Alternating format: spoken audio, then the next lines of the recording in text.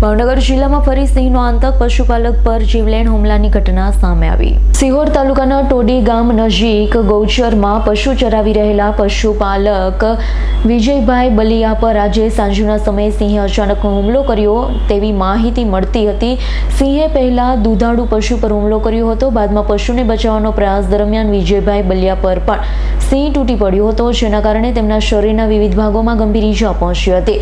ઈજાગ્રસ્ત વિજયભાઈ બલિયાને તાત્કાલિક પાલિતાણા તાલુકાની ખાનગી હોસ્પિટલમાં સારવાર માટે ખસેડવામાં આવ્યા, જ્યાં તેમની સારવાર ચાલી રહી છે। ભાવનગર જિલ્લામાં છેલ્લા કેટલાક સમયથી સિંહના હુમલાની ઘટનાઓમાં વધારો જોવા મળી રહ્યો છે। વારંવાર થતા આવા હુમલાઓના કારણે પશુપાલકોમાં ભયનો માહોલ સર્જાયો છે અને વન વિભાગ સામે સુરક્ષા અંગે સવાલ ઉઠી રહ્યા છે। વિજયભાઈ ગોવિંદભાઈ બલિયા, ગામ ટોડી, સિહોર તાલુકો। શું ઘટના બની છે વિજયભાઈ તમારી સાથે? બકરા ચારવા ગયો હતો સરાણમાં, ત્યાં બહુ સાવે છે, ઉગડો કરે પાછળના ભાગે બકરી લઈને વહી ગઈ। પછી તમને સાવજે મૂકી દીધો? હા, એ લાકડી મારી એટલે અમને મૂકી દીધો। ગૌચરણમાં ચરાવવા ગયા? ગૌચરણમાં। ઇરફાન સોલંકીનો રિપોર્ટ, S9 ન્યૂઝ, ભાવનગર।